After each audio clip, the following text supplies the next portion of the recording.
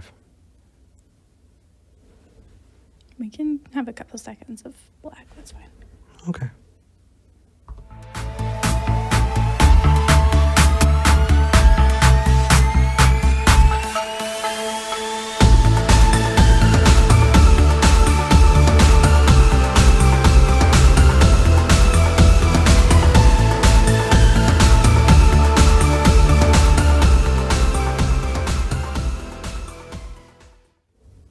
Hello, and welcome to the show. I'm Felipe. I'm Eric Murphy. This is Skeptic Generation. And we need to talk. Yeah, we do need to talk. I'm mad this week. This has been a bad week. Yeah. I was literally just going to start the show going, hi, because I was so mad, which is why it sounded so weird when I introed just now. It's okay. I am... Ask Eric. I've been practically non-functional this week. It's been a rough week. Yeah. For those of you who don't know what's going on in Texas, and I don't know why you wouldn't if you're online at all or have friends who have uteruses, but SB 8 was passed on Wednesday. The Supreme Court ignored a request to freeze it in a shadow docket, which is its own thing. But SB 8 essentially gives anybody in the United States the ability to sue anybody in Texas who helps anybody get an abortion for the possibility of $10,000 minimum. So it is essentially a bounty that anyone in the U.S. can cash in on, targeting Texas women and non-binary people who have uteruses and trans men. Anybody with a uterus is essentially a target for an actual bounty in Texas right now. Yeah, just for the people who are not United States listeners, a little more context, because you might be going, isn't that against your law? So what they did is they said, no, abortion is legal, but we're going to cap it at 6 weeks. Mm-hmm. And at 6 weeks, in Texas at least, they've said that, if you get an abortion after 6 weeks, then it's a crime. And so you're right, it's an absolute witch hunt, because a lot of people don't even know they're pregnant within 6 weeks. Yeah, it's an unrealistic expectation to expect people would know in the first place, coupled with the concept that anybody at any time can target anybody, including providers like Planned Parenthood. So this is an ongoing legal battle across many different levels of government, individual lawyers, individual judges, as well as the Supreme Court Judiciary Committee. So it's still ongoing. There have been freaking amazing TikTokers and hackers and people who are going in and rendering the whistleblower site, because there's a site where you can tell on people. Basically inoperable. It's been bumped from GoDaddy. It was bumped from Epic, which is a far right-leaning hosting site. They bumped it. So, they're trying to find a home right now. It's not going well for them. If I believed in a God, I'd say praise be. But we're still very much in the middle of this, and it is the reason why I may be a little more terse than usual. We know we have at least one caller in here who is going to be talking about that with us today. If you have a question about it, and it relates somehow to faith, if you or anything that we can have a larger conversation about, definitely do call in. What I do want to avoid, though, is having this be just a show about that, because while it is important, while we need to continuously be aware of this, we also need to continue living our lives and doing what we are doing best. So please do call in if you have a larger conversation that is spurred by SB 8 or abortion in general. Or if you support it and you want to tell us why. Oh. We want to know. If you have an argument in support of this legislation. If you fucking dare. I want to see the argument, not just yes. Oh, yeah, that'd absolutely. Be fun. No, literally, if they fucking dare, call in. Please do. All right, you guys. Sorry for the long intro tangent. It's important for us to talk about with any kind of platform at all. We need to be drawing attention to this. We do have a couple of other things that we wanted to bring up, though. Yes. Eric, take it away. So as far as things go this week, this kind of just overshadows everything. It's definitely been a rough week. I broke my glasses, so I tapped into some contacts, and I'm trying my best to read. So if you see me doing weird things with my eyeballs, it's because of the contacts. But we had announced last week that we're going to be doing the first senior hangout with patrons. Yes. Our Patreon at the $25 level, we're going to be having hangouts on Discord with them. And we had announced that we're going to do it on Tuesday. Turns out V's big person job got in the way of that one. So we're moving it back one day. And so it's going to be at 3 p.m. Central on September 8th. It's a Wednesday. That's correct. Yes. Please, if you are a patron at that level, come join us. We'd love to hang out. That is definitely the time to chat, to ask questions, to just chill together. It's going to be not recorded. It's not going to be streamed. It's just going to be private and all of that. So absolutely, come join us. We'd love to see you. Other than that, while we're on this, let's just shout out the Patreon. Right. If you do want to support us, you can go to tiny.cc/donate to SG. That'll take you to our Patreon. I've also put together an Amazon wish list, which is just stuff for the studio if you want to help us get stuff faster than we're going to be buying it, but we're going to be buying it ourselves. Or if you just wanted to shoot us a couple bucks and say, hey, here's a coffee on me, you can go to tiny.cc/tipsg. Literally all of that helps. We are starting to do the price breakdown for our new set. We're looking at probably... It's gonna be pricey, but we want to do this so badly. It's gonna look so cool. And honestly, what we're thinking about doing is something that I haven't seen any other channels do. Nobody else is doing this, you guys. So this is gonna be uncharted territory for us and for our niche. The niche in general, the platform. Yeah. So we're excited, but.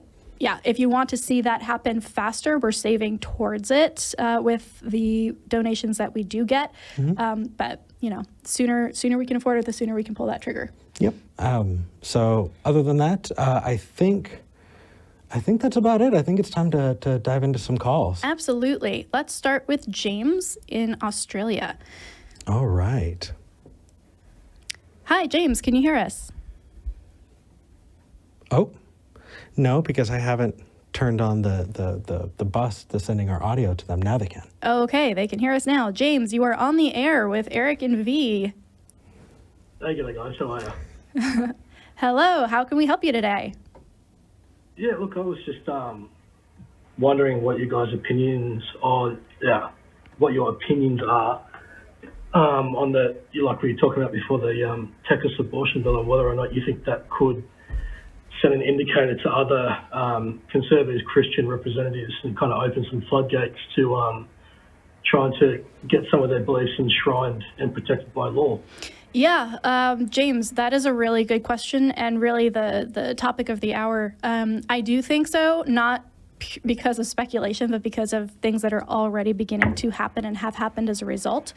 So the first thing is that, yes, Florida is already building their own version of this bill, and more conservative-run states are going to begin doing the same. This has been the go plan for a while now. This is the reason why so many people were talking about the Supreme Court back in 2018, 2019, 2020. This was the fear, and it is coming true. But a larger concern, that if that was not concern enough, a larger concern that a lot of people have is that the reason that this bill got under the Supreme Court's radar is because it's essentially a Rube Goldberg machine. It was created specifically to dodge a lot of the things that the Supreme Court would be able to flag right away. And it's so complicated, and the fact that they are civil suits that are being brought against these people, as opposed to the government suing anything, it essentially confused, quote unquote, everyone enough to get through. So the larger takeaway that a lot of people who might want to write really horrible bills targeting vulnerable demographics is if you make it confusing enough, if you model it after this bill about abortion, about trans rights, about police brutality, whatever it is, they will get through because it's just quote unquote too complicated, which is bullshit. I'm just going to call it. But the fact that that is what they're relying on, oh well, this was just a very complicated bill, we don't have the ability to push back on this because it's so complex kind of opens up the door for a lot more bills that look like this that will target a lot more than just, reproductive care. Yeah. So, yeah, absolutely, James. I don't know how to add to that.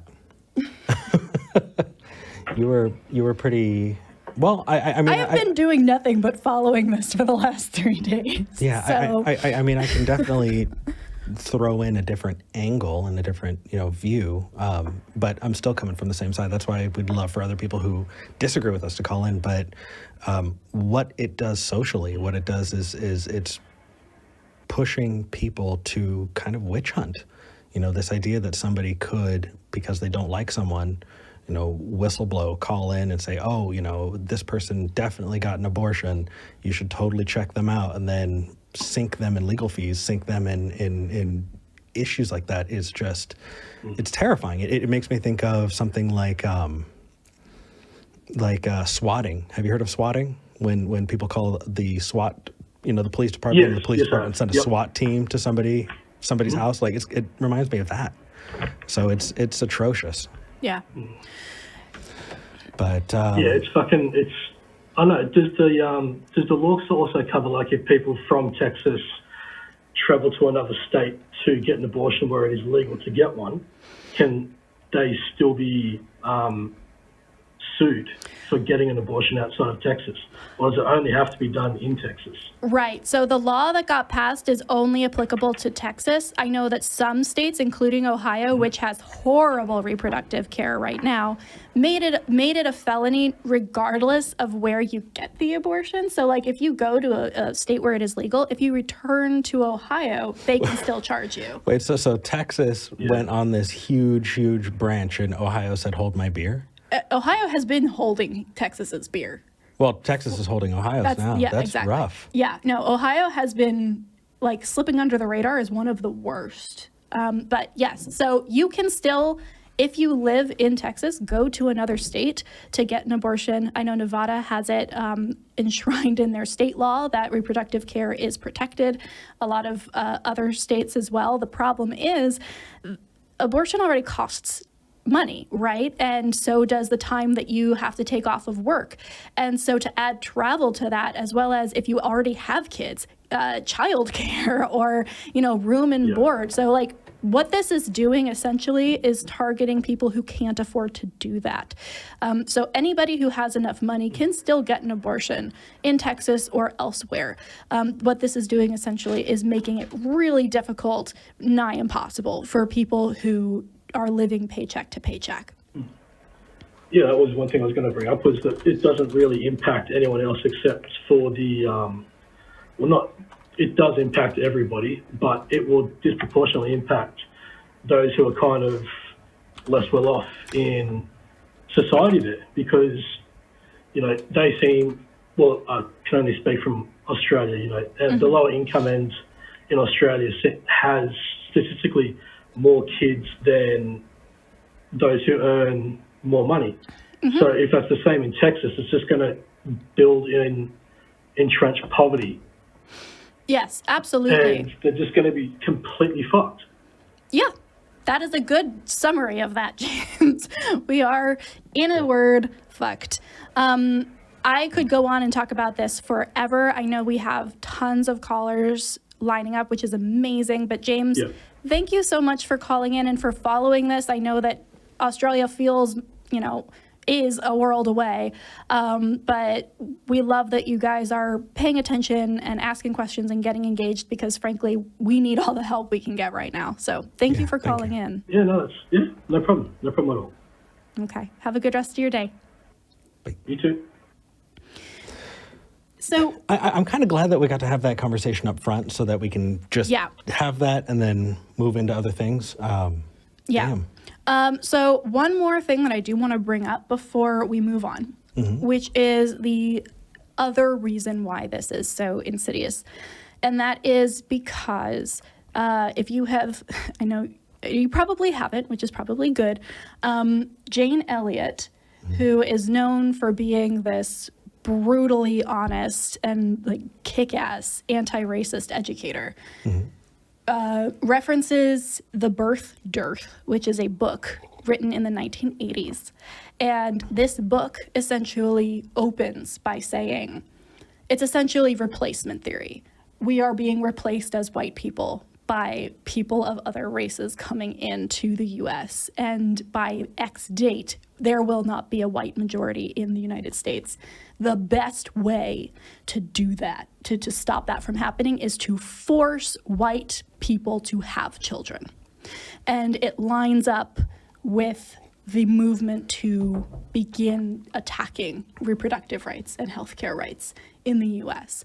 And this has been a known undercurrent across the board for the last 20, 30 years, which is maybe individual people. If you are an individual person who supports this ban and you think it's because you're saving babies, you've been conned by people who are white supremacists who want to make sure that white people remain in the majority.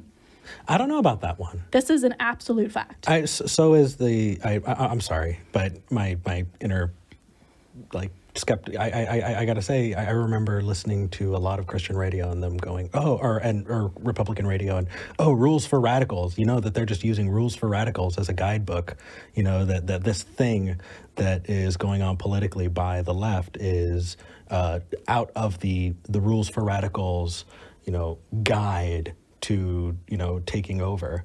And I don't know. How could we tell that because I absolutely believe it's influenced by it, but to what degree? You know what I mean? Yes, there have been ongoing conversations about this across the board.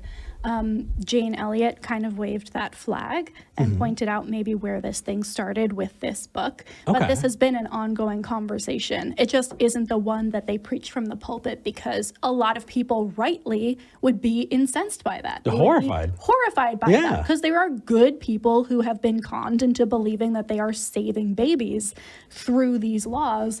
And they're preying on that empathy and lack of scientific education in order to pass these laws that have a much darker and more insidious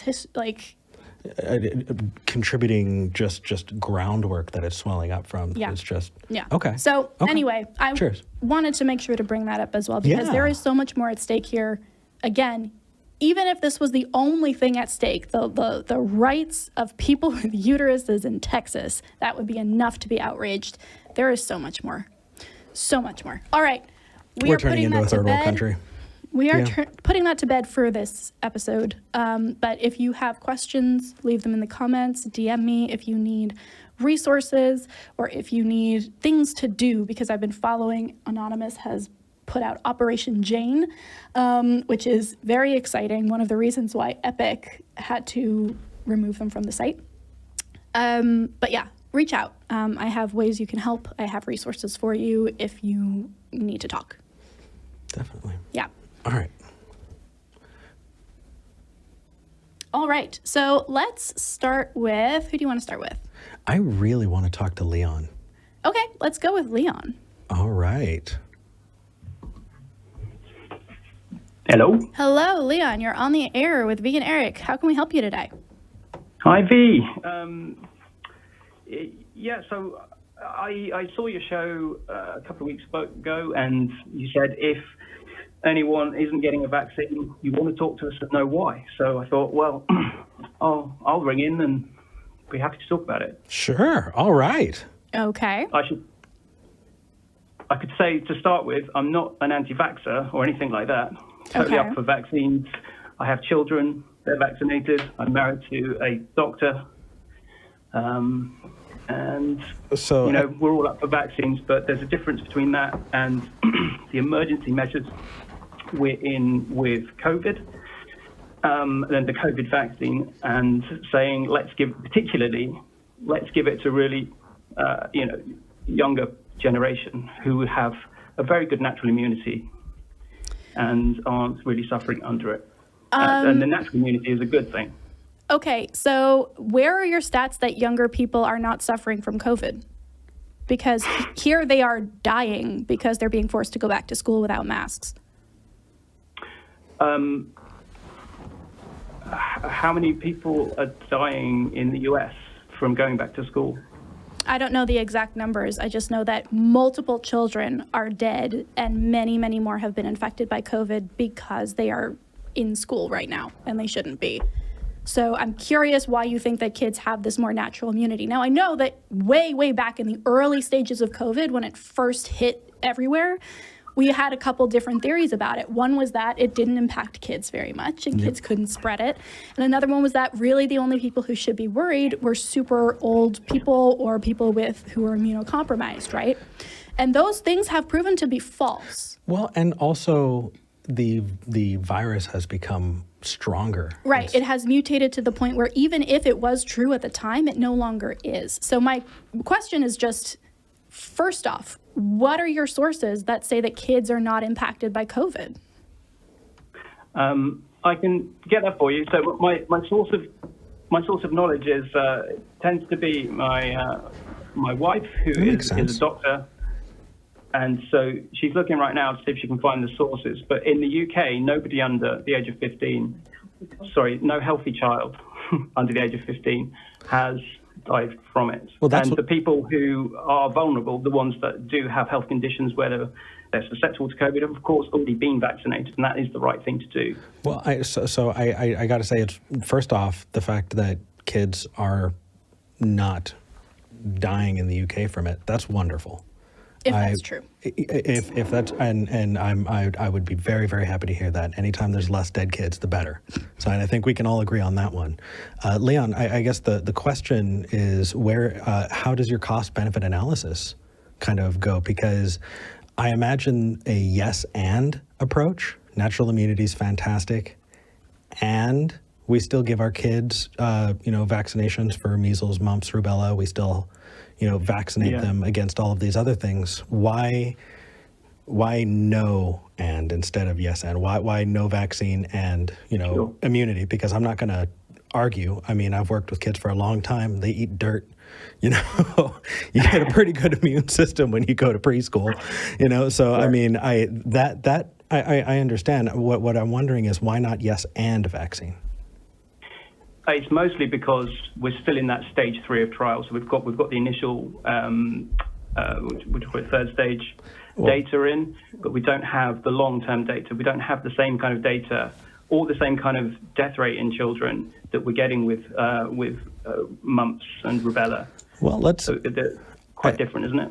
Well, yes, maybe. I mean, the thing is, if you're giving your kid a stronger chance to fight against a growing, more intense version of the virus, then I think you're kind of giving them a running start if we're not able to tackle this, in a timely way. That you're giving them just that boosted immune system, The concerns that I've got here, there are a couple. I'm looking at a study in the Archives of Disease in Childhood. It's called Child Mortality in England During the COVID-19 Pandemic.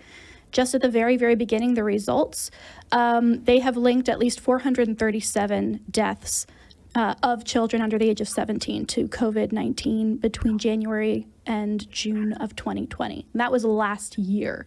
So last year alone, even within like a 4-month time span, there were almost 500 deaths linked to COVID, kids under the age of 17. Now, even if we were to say, they were all immunocompromised, right? No one without pre-existing conditions who was under the age of 17 died. The problem is that vaccination doesn't just protect you. The goal is to help other people, right? So here's the deal. The reason that we are having to deal with the Delta variant right now is because of the mindset where, if the immunocompromised person gets a vaccine, then it should be fine. I don't need one. No, if you get COVID and survive it, even are asymptomatic, you are contributing to a growing possibility that a new variant that can evade the vaccine comes into existence. That's what we're looking at right now with the Delta and Epsilon variants, as well as multiple other variants that are currently popping up. So the issue here is not, well, if the immunocompromised person gets the vaccine, then they're safe and I don't need to get it. The issue is that we need to reach a point where we are stopping variants from resulting, and the only way to do that is to get the majority of people, I believe it's 70%, vaccinated. And that's beyond people who are just immunocompromised. That's healthy people. That's people who are going to be interacting with those immunocompromised people.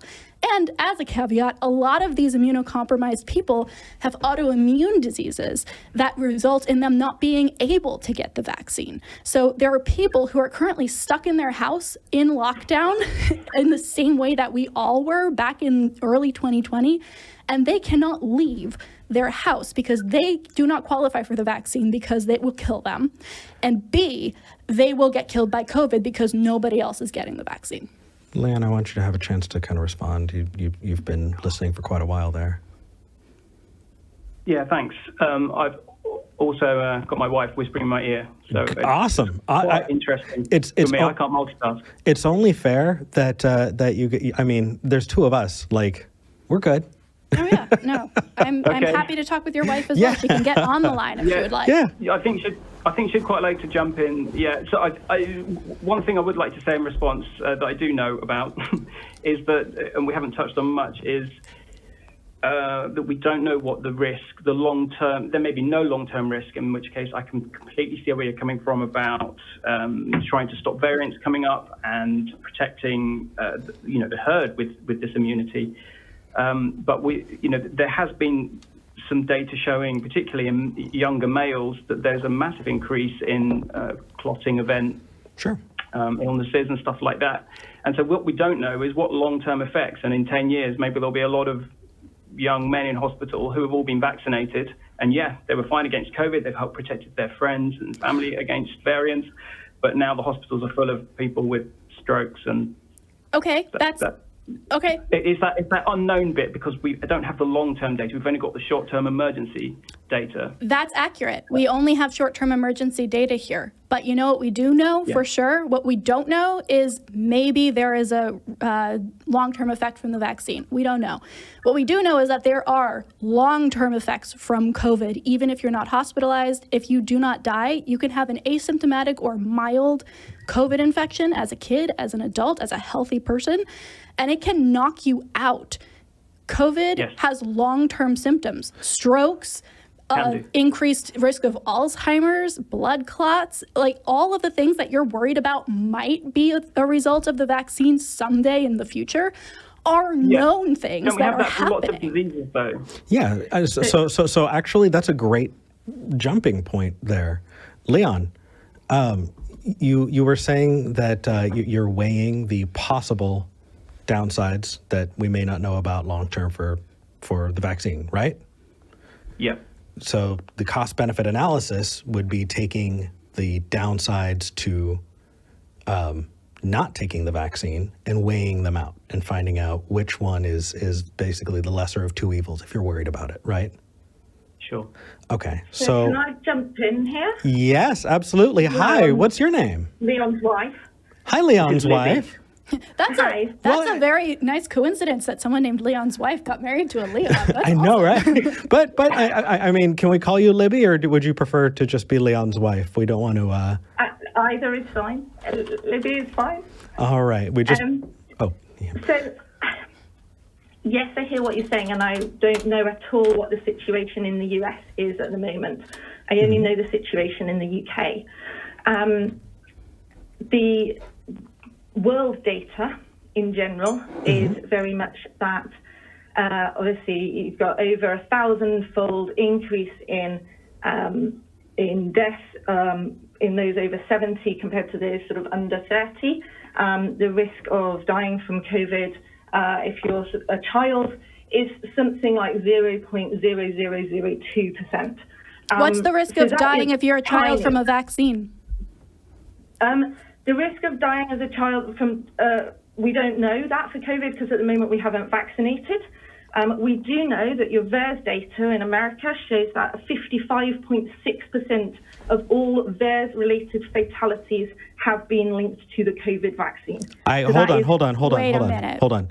If that is true, that means 55% of every child who's been vaccinated. That means over half of every kid. This is not children. This is your VAERS data for COVID vaccine. Got it. So that means that hundreds of thousands of people would be dead from the vaccine. Correct. So your data, this is on the VAERS, this is on MedAlert. Right, hold on. I know if he wants to jump in as well. Sorry, Libby, you probably didn't see that, so you wouldn't. Hold on. So are you saying that the vaccine is killing people in the hundreds of thousands? Because if you believe that would be a huge motivator for you to not want to vaccinate your kids. But I don't think that data is true. I just don't want to straw man you. Do you think that the vaccine is killing people in the hundreds of thousands? No, so the data states that this is your VAERS data, so this is US data, states that 13,911 fatalities have occurred with the target vaccine of COVID. So the VAERS data of total. Got it. Here's the deal. Hold on. Wait. We need to pause right now and clarify something before we jump back in. Okay. The VAERS, when you report an adverse vaccine reaction or event to VAERS, it is not regulated. Anybody can log on and do it. I'm seeing in the chat right now, someone reported the vaccine turned him into the Incredible Hulk. This is the result of a spam of people who are anti-vaxxers trying to discredit the data. This is not regulated by any medical community. Anybody, I could log in right now and report. In which case, I'll talk about the UK data. Okay. The UK data, we have the yellow card So system. Can we agree, though, that that is not a reliable source of data anymore? Well, if that is the case, that it's completely unregulated, then I understand that, yeah. Okay, perfect. In the UK, it is a regulated system. So we have the Medicine and Health Regulation Authority with the yellow card system, and that has to be reported by medical professionals. And per 1,000 doses of vaccine, this is dependent on whether on the vaccine. So it is reported according to the vaccine brand.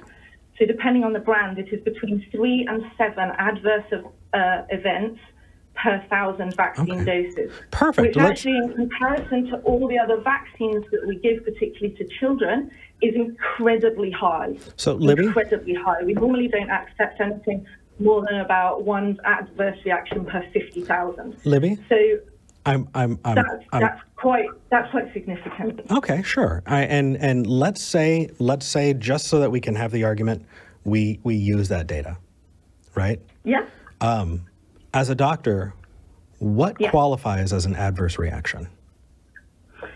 So anything qualifies as an adverse reaction. So, so rashes and your sore arm wouldn't. So where you've been jabbed, that's not going to qualify. But a rash would, an allergic reaction of any other type. How about just the general like when you get your flu shot? Every year when I get my flu shot, I am under the weather for a few days. No, that would not qualify. No, that would not qualify as an adverse reaction. That would qualify as a general vaccine reaction. That's completely expected and normal. So an adverse reaction is an unexpected reaction that you would hope would not happen.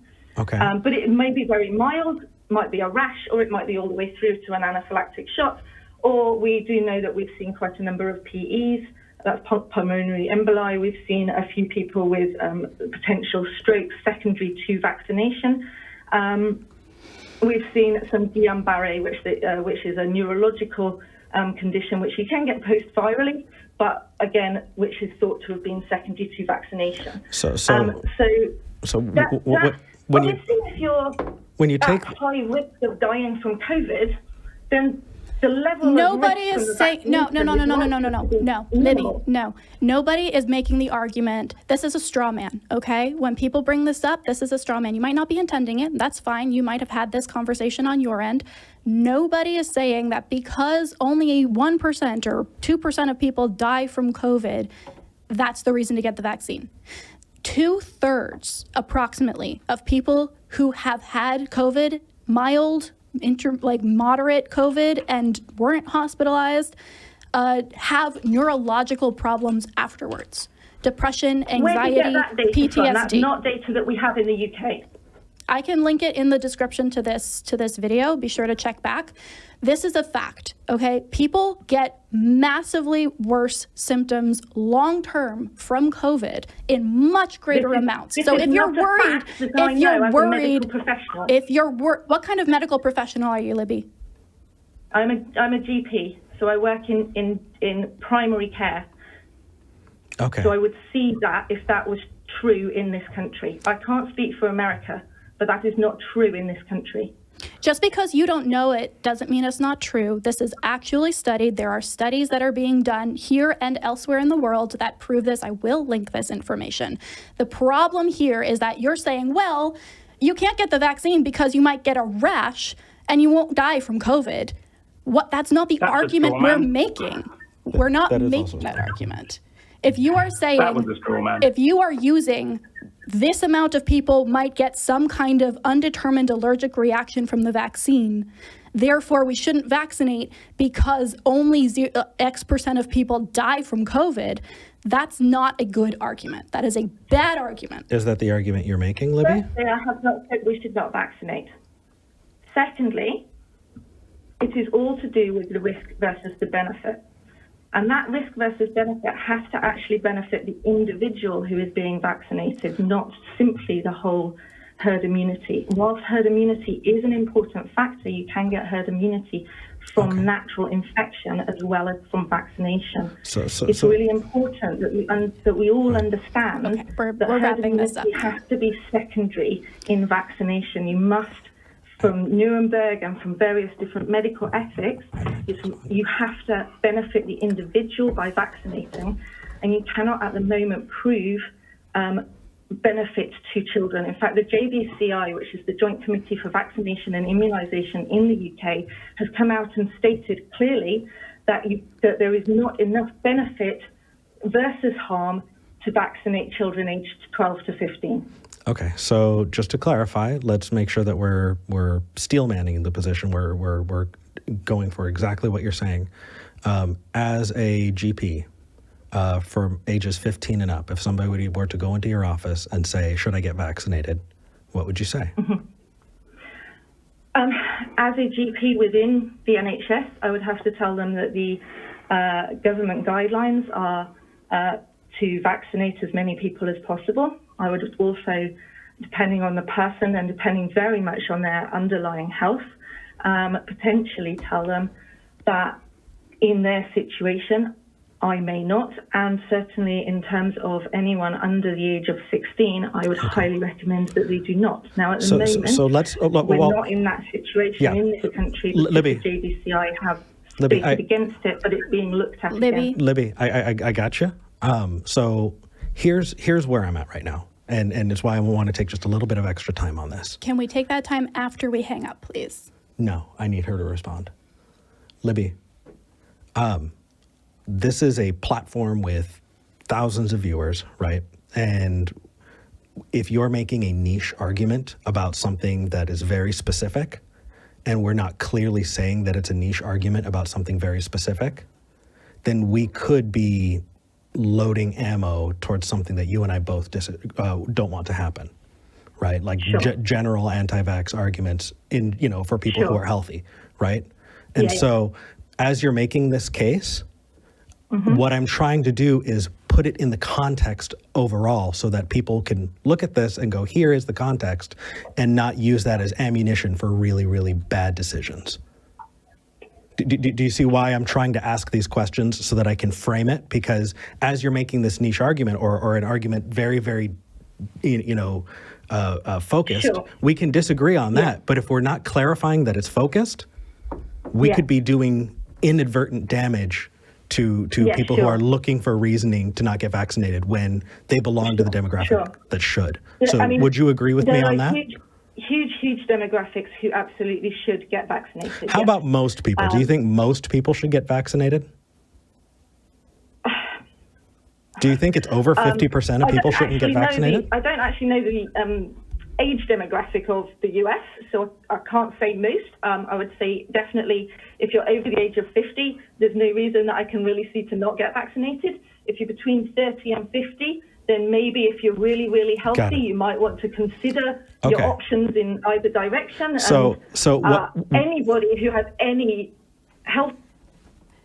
This is misinformation. This is going to get us taken off of YouTube. And whatever you want to say, we can say generally. I don't want to give her a platform any longer. Okay. Thank you. It's our show. You have the right. So if you're watching still, Libby, what I would like for you to do is check out Holy Kool-Aid.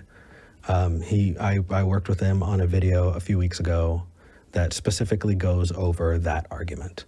The fact is, when we're talking about percentages of people, right, if you're talking about the percentage of children vaccinated and those adverse effects, you are, there's a mathematical mistake that we make. 5% of 1% is really, really tiny, right?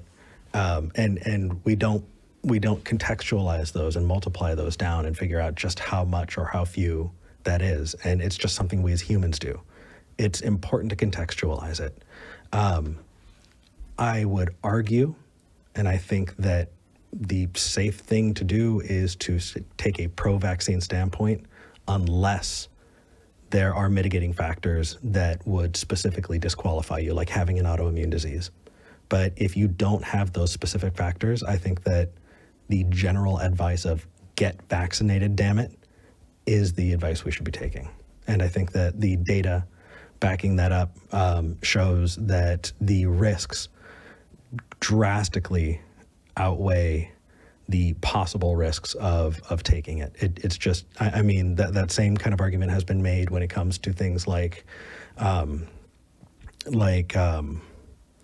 MMR vaccine, right? But we don't remember just how bad it was when measles outbreaks would go through. Like, I think that's just a downside to humanity. We don't have that collective memory that we hold on to it, and people think, oh well, measles couldn't have been that bad, when in reality, it's terrifying. It's terrifying, and so I just don't see where that lines out. It's all you. Cool. So here's the problem with Libby and with people who call in about this, especially if they're claiming to be a doctor. Here's the deal. We are not physicians, and we need to make sure that the information that we are platforming on this channel is accurate as much as we can. Now, we, as non-physicians, as people who do not have any ability to fact check in real time these individual claims, already pointed out multiple statistical and source errors in her reasoning. She came at us hard with, here's the numbers from this website. It's an uncredited website that that is not verified. Okay, she dropped that, she grabbed something else. I don't know about that one. Maybe it's accurate, maybe there's something else going on there. As someone who doesn't have the knowledge to refute that, when we reach that point, I'm gonna wanna hang up and have the rest of the conversation without platforming absolute shit. All right, let's go to... Shane the Skeptic also said in the live chat, the people who can't get vaccinated are another reason why the people who can should. Shane, when we took your call last week, I didn't realize, hey, Shane, dude, long time no see. I had no idea it was you. And I was like, oh my, what? Okay, so hi, sorry for not, it's just been a long time. Anyway.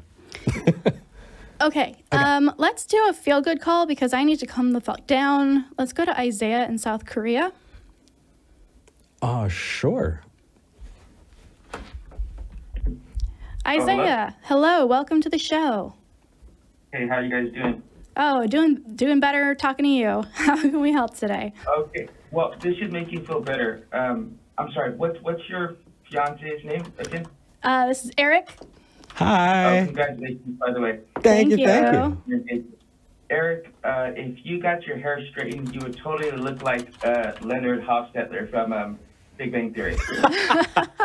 So, That's funny funny. story, bored over COVID, our friend Hannah actually took a flat iron and flat ironed my hair straight, We and it have was that really picture. long. We might post it later. Yeah, actually, you know what? Let's do that. Yeah. I have no shame. If you want, follow us on Twitter at Skeptic Show, and I'll go ahead and tweet that picture. Yeah. Why not? I That'd be just fun. tweeted you guys actually about maybe coming on to my podcast because so I am a Christian, but I listen to a lot of these call-in shows, and I got to say I've enjoyed your guys' the most because you guys are so respectful, so calm, and I just really appreciate listening to you guys. Oh, thank you. Yay! We love it when people from across the aisle can listen into us. That's the goal. That's the goal. What do you say? You have a podcast? Yeah, so well, the thing is, I do a podcast with atheists as my co-host, and we interview people from a variety of different backgrounds. And kind of like the way that I've described it to people is that if I closed one of my eyes and I was looking around, I can only see things from one perspective. And so by having another pair of eyes, Awesome. another eye, I'm sorry. No, that makes sense. It helps me to give a better, well-rounded view. Oh, I like that. So it's, we treat each other with respect. It's RIT, respect, humility, and empathy, because those are the three values I think are really lacking in a lot of the conversations, especially centered around God or politics or contentious issues. Absolutely. I think you're right. That's awesome. Well, if you are interested in talking with us on your podcast, we don't, that should be doable. We just got to schedule it. Yeah, what you would want to do is reach out to our Gmail. That's contactskepticgeneration@gmail.com. If you or anybody else is interested in having us on your show or podcast to chat with us, that's where you would reach out, and we would connect with you there. Yeah, we'd be happy to take the time and do that. Absolutely. I just really want to say thank you to you guys, because I've listened to some of the other stuff and it really drains me afterwards, because people are cutting each other off. They're dropping F-bombs. You know what, I got to say that you really should be like a jazz DJ talk show host, because you have like a perfect tone in your voice. I cannot do that. You. So it's really, actually, that also is it's really nice listening to you guys. So thank you guys, and keep up the good work. Aw, I appreciate you, Isaiah. Hey, Isaiah, I do want to give just a little bit more credit, though, to just this format. Sometimes when people will get the mic, they will not let it go until the end of time. And so I think there's definitely room and place to jump in. And I know that we jump in and say, hey, hold on, stop, so we can backtrack and not go too far Like forward. the last we do. Yeah, and so I do just want to contextualize that's okay. And also the occasional F-bomb, I think, can add gravity. We don't cuss too often on this show, but when we do it for, emphasis. And so, Right. Anyway. Well, I don't want to say names, but there are several other guys who I've seen tell to shut the F up and whatever. It's not like we don't ever use something doesn't ever slip, but just as a way to try to just take the conversation to a really just toxic place. But one more thing, just last thing. The guy on the line had told me about joining your guys' Discord, and I've been trying to find it on your website and on the YouTube video. So if you guys could post that, I really appreciate it. Absolutely. If you go to tiny.cc/SG Discord, capital S, capital G, that is a permanent link that you can follow to take you directly to our Discord. Right. You just need to make sure that S and that G are capitalized, because it will not work if they're not. Yeah, tiny.cc. So that was tiny. .cc/SG Discord. So thank you guys very much for that. Thank you, man. Absolutely. We're And- looking forward to seeing you on there. And Isaiah, V is grumpy today. Let's see how much we can rile V up. Maybe we can get to that point. By the way, very I'm confused. getting my vaccine shot tomorrow, my first one here in South Korea. So I'm really excited. Yeah. Cheers. Good Rock for on, you. brother. All right. All right. Hey, thank you for Okay. coming. Bye-bye. Bye. Bye-bye. Why do you want to rile me up more? I'm Because already, it's fun. in the live chat, do you want to see V pissed off? Let us know. Also, we should do a community poll, and I would love to see people in the comments let us know if you want to see V pissed off, because I enjoy it. I'm going to Not need always, to recuperate after this. This is the things I do for the algorithm. Speaking of, I guess we're talking to Gohan, because technically he hasn't been banned from this show yet. So, hi, Gohan. Nice to see you again. How's it going, y'all? It's going. Yeah, so you took us up on the pro-abortion argument. You're right here in Texas, and I guess the first question is, do you think that we should be legislating basically a witch hunt? You know, should we be legislating laws that enable people to, you know, call in on their neighbors and sink them? I mean, it kind of reminds me of like a secret police type of situation, you know. Do you think we should live in that kind of world? No, yeah, I'm not the biggest fan of a bounty system. That kind of sounds a little like a 1940s Germany to me. Just a lot of bit, right? Yeah. Or like some Soviet system. I mean, just okay. So you're not calling to back up SB 8. You're calling because you want to have a general argument about abortion. Is that right? Yes, sir. Yes, Okay, just want to make sure that we're putting this in the right bubble here. So, Sure. It says that you're religious. Do you consider yourself a religious person? I do, but before I get into the argument, I just want to say I've been like looking a lot for like good shows. I really like both you and the on Talk Even, so I'm happy you guys are branching out, doing your own thing, and best of luck to you guys. I appreciate Thank that, you. brother. We're doing our best. We're having a ton of fun. Honestly, it feels like a breath of fresh air, and so we're doing our best to have fun and provide the best kind of content that we can. So the reason that I'm asking is just I want to know if your religious views inform your views on abortion. They do not. I commonly say, I know I haven't spoken to you guys too much, but I commonly say if I became an atheist today, I'd be pro-life tomorrow. I follow a lot of secular pro-life groups on YouTube. Mm-hmm. I know Christopher Hitchens was pro-life. If I had lost all my evidence for God today, I'd still be pro-life tomorrow. Okay, why? For me, it comes down to the idea that we should treat all human beings equally. Okay. And then scientifically, a fetus is a human being. That one's really not up for debate. Well, so it really depends on definitions, like everything else. V, I'm sorry, you wanted to jump in? How do you define human being? Human organism. Okay. Okay. And that cuts out sperm because that's a haploid cell, not a diploid. So it's not a human organism. Skin is not a human organism.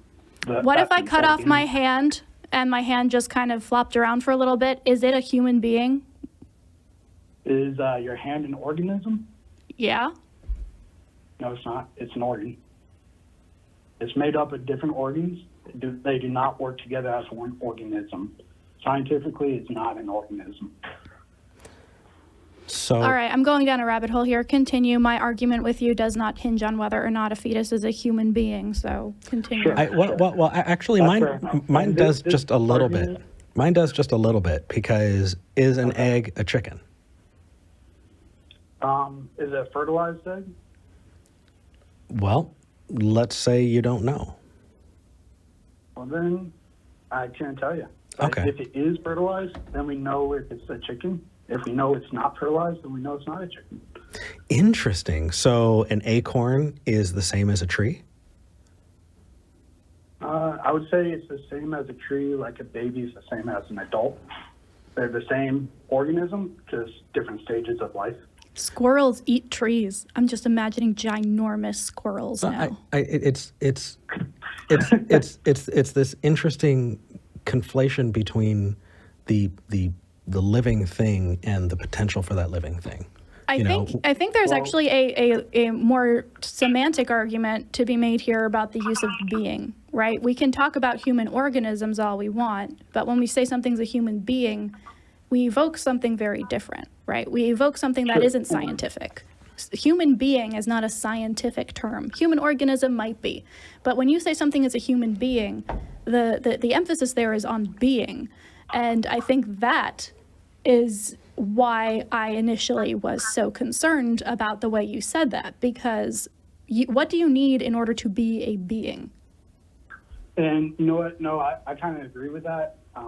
Being is more of like a philosophical term. Right. I'm happy with just placing my original argument with, if I was an atheist today, I still believe all human organisms deserve equal treatment. They all have equal rights, and I'm fine leaving it there. Okay. But the original thing I called about today was more the not personhood debate, but bodily autonomy debate. Well, that is the crux of this. I was listening to Matt Dillahunty.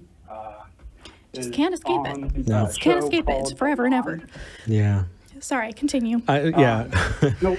The thing is we just... all the people that dislike Matt call us to talk about how they dislike Matt, and like... Oh, no, I don't dislike him. Or just like have an argument, like, can we not talk about Matt on this show? Like, unless something... we'd love to engage with you just as us. Yeah. So the argument I want to talk about that was brought up recently, not on this show, but somewhere else, was the violinist argument. Are you guys familiar with that? Very. Okay. Well, let's hear it first so we can engage with it. Go through it really quick so the audience knows. Yeah, please do summarize. Okay. I'm going to try to give like a Steelman version of it. Cool. You are kidnapped one day by a secret group that likes violinists for some reason. Now, I don't have anything against violinists, but I'm not a violin fan. But they like violinists. There's one violinist who is near death. They kidnap you. You're the perfect match to keep him alive, and they hook you up to him. You wake up in the hospital, and they say, if you leave and you unhook yourself from this violinist, he will die. So we're not going to let you leave. Is that like a pretty good Steelman version of that argument? That summarizes it fairly well. Sure. Okay. What is your argument? How does that relate to abortion? So it relates to abortion through the idea of bodily autonomy. So your argument, to be clear, is that you shouldn't unhook yourself from this other person? I kind of go back and forth on that one. Okay. Have you guys heard of a pro-life apologist named Trent Horn? Unfortunately, yes. He came up with a reverse violinist argument. And I think that... Can we deal with the first one first and then maybe talk about Trent's reverse whatever? Sure. Because for some reason this keeps coming up as like a gotcha that a lot of people think is very pro, forced birth, and it's not. Like, if I got kidnapped tomorrow and was hooked up against my will to somebody else to keep them alive, and I woke up in a hospital, and the ultimate question here being, should I unhook myself and let this other person die? I'm going to unhook myself and walk the fuck out. And if somebody else decides, you know what, it is against my ethical and moral code to unhook myself, I am going to continue to support this person. Cool, that is their personal moral decision. At no point would I be like, we have to legislate one way or the other. That's what pro-choice means. If your choice is to decide to continue to support that violinist with your own bodily organs, cool. That's on you. That's your decision. Go for it. I hope you have all the care and the support and the financial needs met. Like, great, good for you. I'm not going to go around and turn around and say everybody who is captured by this pro-violinist group should by law, not unhook themselves. If somebody is like, fuck no, this wasn't my decision, and I want out, they should get up and walk the fuck out. So I'm confused about the initial argument, but I understand that's not the argument you're calling in about. Well, and I would like to answer your question. Yes, I do agree with you. I think if you don't want to be hooked up to save this man's life, you should not be forced to save this man's life. Gohan is pro-choice, at least when it comes to violinists. Cool. There's a couple of reasons why I don't feel like it's totally it's not analogous really at all.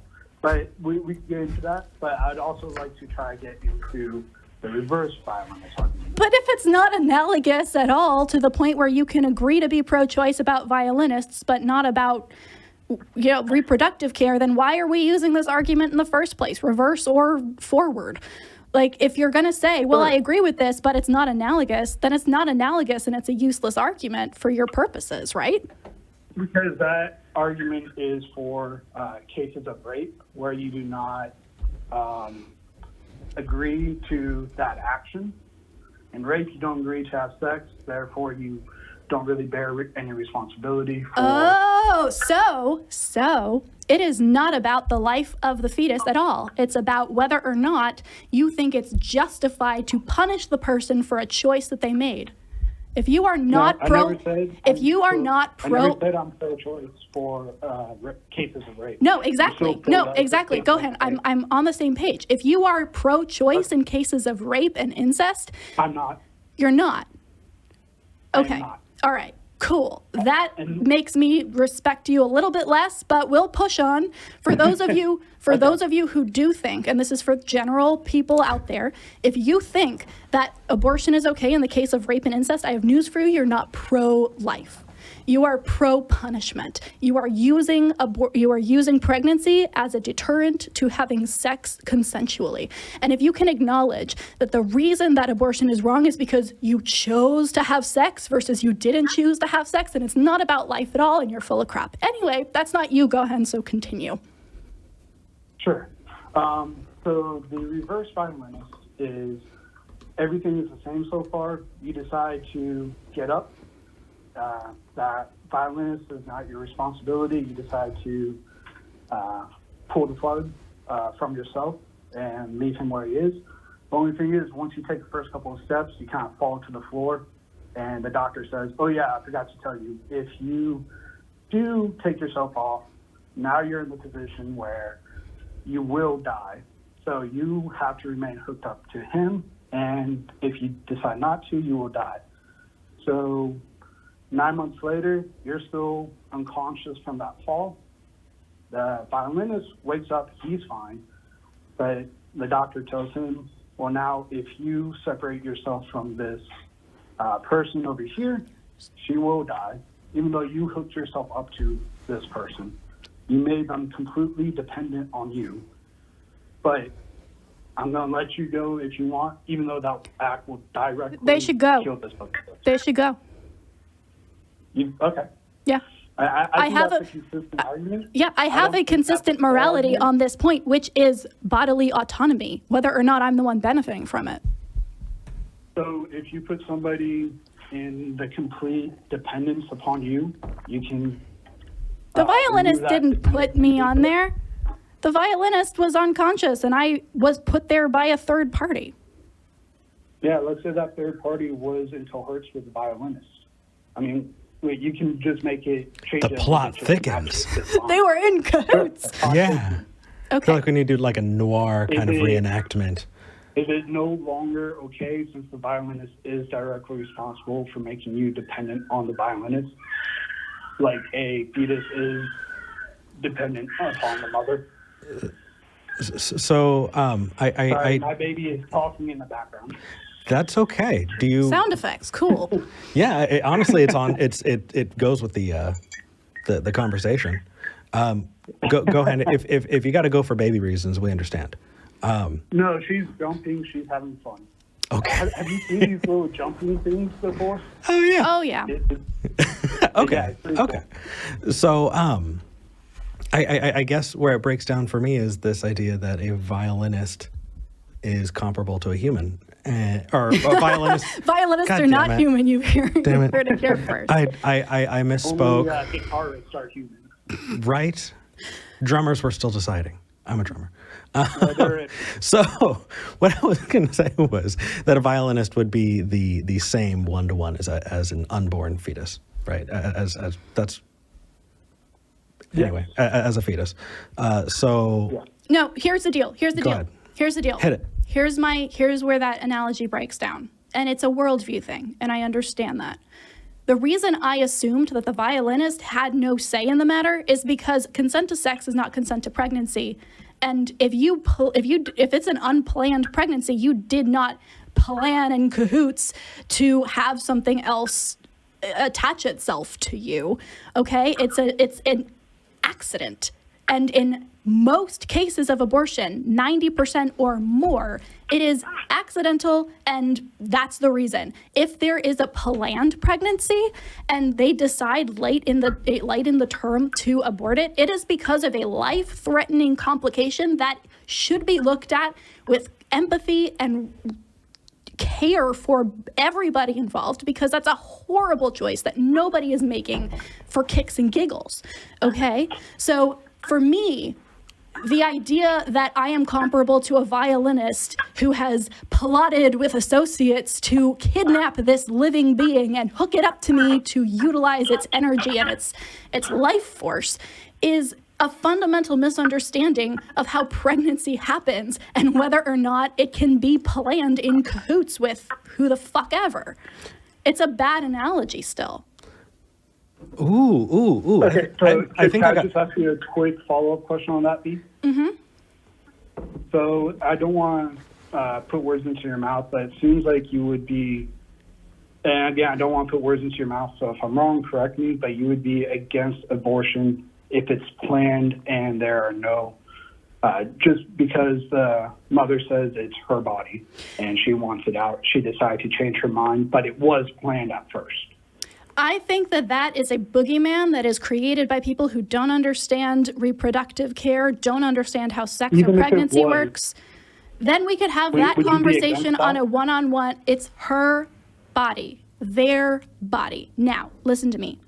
The problem with this is that you are pulling a hypothetical fringe possibility that has been perpetuated by people who want to make people who have abortions look like monsters to inform your view of everybody. What I'm looking at here is 99.9% of abortions not fitting into your worldview.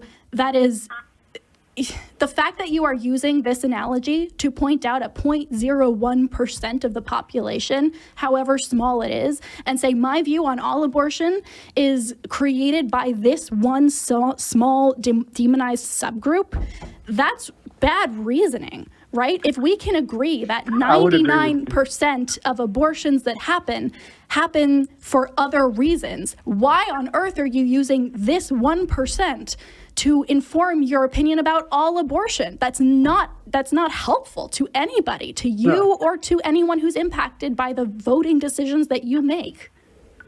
Yep, I would agree with you that we should not kind of like make moral judgments based off of 1%. The only thing in the analogy I never said, the violinists plan on you getting sick. They just plan on using your body. They didn't plan on making you dependent. So the analogy still stands. No, it doesn't. It doesn't have to be somebody who said, if I leave you, I plan to make you dependent on me. That was never the violinist's idea. You said that he was in cahoots with people who kidnapped somebody else and hooked them up against their will. That seems like premeditation. Yes, but when the lady got up to walk out, the violinist didn't know she would become dependent on him. He thought he would. That doesn't fucking matter. Someone kidnaps me for 2 seconds and I'm calling the fucking cops. It doesn't matter whether or not in however many months somebody may or may not be dependent. If we're sticking to this analogy, then that violinist is guilty across the board. But my point is that you are equating a premeditated kidnap and assault with having sex and maybe getting pregnant from it.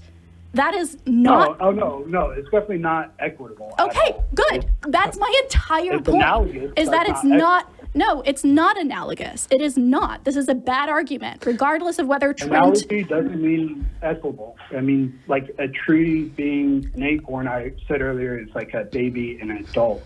It doesn't mean an adult is equal to a tree. Here's the They're problem. analogous to each other, but they're not equal. The analogy is a Analogous bad does not one. mean- You can say something's analogous as many times as you want, but if we're going to get to the crux of the argument and that's where it breaks down, then it's a bad analogy. And I think it should be Why retired. were you in favor of the violinist analogy, So, but not the reverse violinist? No, I don't like either of them. I think they're both bad. so here's the thing. Go ahead. Yes, sir. What makes the reverse different? Is it that there It is puts- malicious implications on the person who put them in there? No, not malicious implication. Again, the violinist doesn't know that the person is going to be dependent. It's but still it malicious puts if you- you're kidnapping someone and hooking them up to medical equipment against their will. Sure, would you agree that that's is true. malicious? Yes, 100%. Would you make your decision about whether or not to unhook yourself, considering that malicious act, punishing that, or going, hey, you know what, because you hooked me up here, does it provide more or less justification for your decision? No, the maliciousness of the act doesn't change the morality of the choice. The thing that changed it was that the actions of the violinist directly put the woman completely dependent on the violinist, whether it was known or not. So it sounds like a punishment. It's not. Who said it's a punishment? Because you're saying it's a punishment for the violinist to keep the other person alive that they made completely dependent upon them. So making that decision on their behalf because of the circumstances ahead of time, it doesn't. It equates being pregnant to, being punished. You made this decision ahead of time, so you got to stick with it. Is that it? Who says it's a punishment? Right. Somebody who doesn't want to have a kid. If you're talking to somebody who doesn't want to have a kid and telling them they should not have an abortion, how are you not phrasing that as a punishment? You did it, so you need to live with your choice. That's a punishment, dude. A child should never, ever be a punishment. A living person should never be a punishment for someone else's actions. That's how you wind up with fucked up people, dude. Do you believe all duties are punishments? I believe that state legislated duties that go against the rights of other people's bodies are punishments, for sure. Now, listen to me, Gohan, listen. The point I made with the first violinist argument stands. It stands. If that violinist gets up and realizes that they made the other person dependent, they're still going to jail for kidnap and assault. Whether or not they decide personally to hook themselves up to that person is their personal moral decision. They may be the person who thinks that is something I should do. They may be somebody who thinks I don't have to do that thing. The point that I am making is that it is still their choice. Now listen, if the government came in and was like, we are going to forcibly hook you up to that other person, I would still be against that, because my point is that bodily autonomy is sacred, okay? So I am consistent across the board. If you don't like it, if you don't agree with it, then that's fine. But don't bring an argument that is so bad that the second that we get to the minutia of it, the thing that's really going to make or break the argument, it falls apart, and say that it's still analogous. It's not. It's a bad argument, and I suggest for your own benefit, for future conversations, that you retire it, both the original version and Trent's version, because they're just bad. They're bad. Well, I do appreciate you saying you're being consistent, and you are. It sounds like you're saying bodily autonomy is absolute, whether you put somebody dependent upon your bodily autonomy or not. I'm saying the government does not have a right to tell me what to do with my body. That's all I'm saying. So that's fair. Can I ask one follow-up, and then I know you guys have other callers? We actually have a bunch of other callers. We have a bunch. So if you want to continue this conversation, this was actually a lot nicer than I thought it was going to be. So feel free to call back. We're Yes, ma'am. re-inviting you, and if you want to continue, cool. Don't bring back the violinist argument. It's a bad one. Yeah, you kind of you kind of shifted over to not the argument when duty came up, and by the way, you said duty. Oh God. So anyway, it's Okay. we got to scoot. But just shifting that way is part of what makes that a bad argument. Just to bolster up what he's saying. Yeah. All right. Bye, Gohan. Yeah, I'm up to continuing it later, but thanks for the call. Cool. Thanks for letting me call. Bye. Hoo-wee. Somebody said snazzy overalls in the live chat, by the way. Yes, they are snazzy. Okay. And I did see somebody, we can't get to them today, but can you pass me my glasses over there? Because I know somebody was like, where are these weird glasses? And they're right here. I just haven't been wearing them a lot because they catch a lot of like the light, and it makes it like more difficult to actually see things because it's like glary. But here they are. They are here. I'll wear them for the rest of the show. All right. We're not taking any more abortion calls today. So, Ralph, thank you for calling in. Feel free to call back another time. We're not going to go there again. We need to wrap this up. Let's see. Let's talk with, I know Felipe called in last week, and we didn't get to talk with him because he cut out. Let's see if we can chat with him today. Oh, let me just, he should be on. Hello, Felipe. Can you hear us? Hey, yes. Thankfully, Yay. yes. Okay, good. What can we help you with today? For starters, I'd like to make a quick comment. I am also a general practitioner, a physician here in Brazil, and I feel like I have a responsibility to address just a small point of the other call, if I may. Yeah, go for it. I have data from Brazil here, so that's all I can speak to. But we have data of about, that's from our SUS, our healthcare system that is free in our whole country. So they analyzed 5,008,874,000 doses of the COVID vaccines, different types of COVID vaccines, and they almost had none severe adverse effects. So, and they tested a lot of ages in different people. And so I have data that is contrary to what the other caller was saying, and I understand that it's really something that we don't know what's going to happen when we get our kids vaccinated.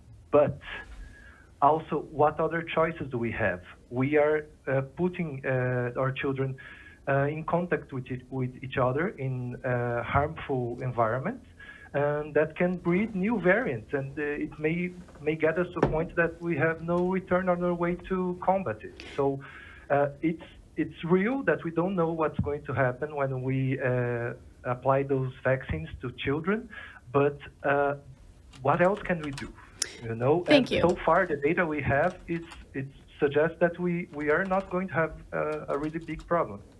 I agree. Thank you so much for bringing that up. And I do want to make sure that we also clarify, I know personally GPs and physicians, as well as people in my own family who are infectious disease specialists who are so far down the rabbit hole of anti-vax talking points that they will also pull data from unreliable sources. So just the fact that somebody is a GP should not be enough to take their word for it. But Felipe, thank you so much for giving us those stats. That seems more reasonable from everything that I've been reading. But again, not a physician, can't comment. Last week, you called in specifically about new religions in Brazil and kind of how the creation of these new religions is concerning to you as a skeptic.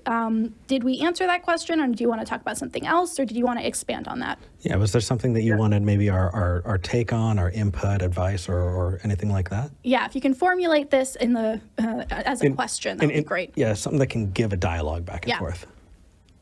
Okay, so as I've said last week, really quickly, I have found some data regarding this topic that, from 2010 to 2017, we had more than one church being created per hour.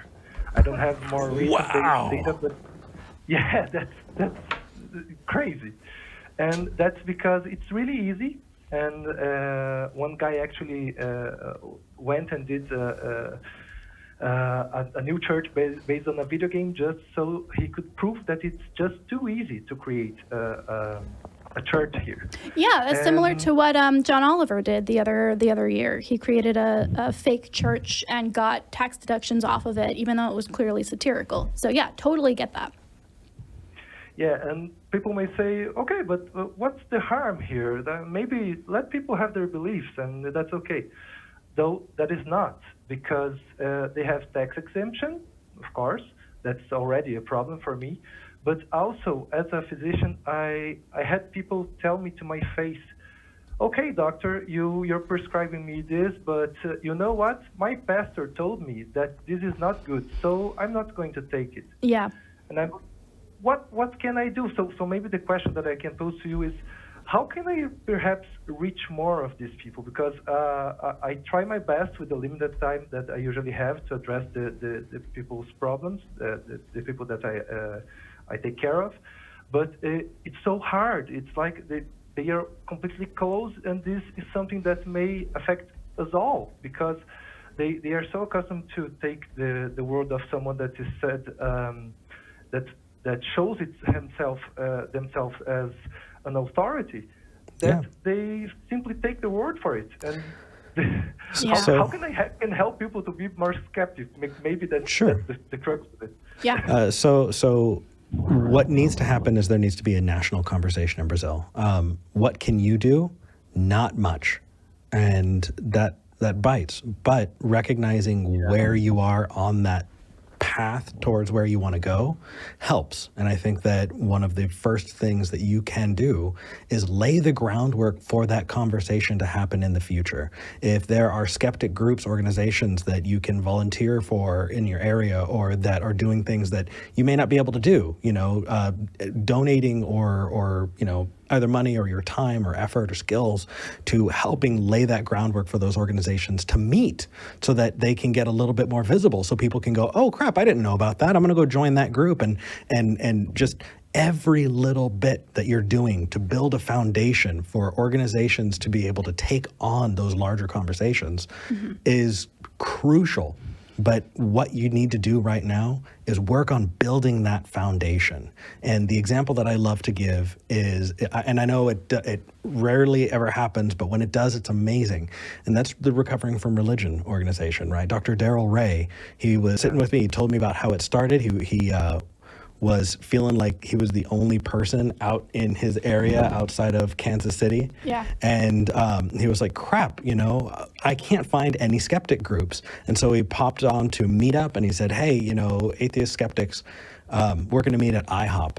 And like 6 or 7 people showed up. And he was like, holy crap, this is a thing. And it's from that meetup that Recovering from Religion as an organization grew. And it takes laying that groundwork. It takes creating opportunities for people to get together, putting together meetups, or just supporting groups that are doing the work so that they can build it. I think that's going to be your best bet. Yeah, that's awesome. That puts things in perspective, because I tried to find some help here. And it's really difficult, because here we have less than 1% of the population as atheists. And most of the doctors I know and our medical organizations don't really view this as a big of a problem, and I don't get help out there. So maybe you're right. Maybe I have to start it somehow. Maybe that's the case.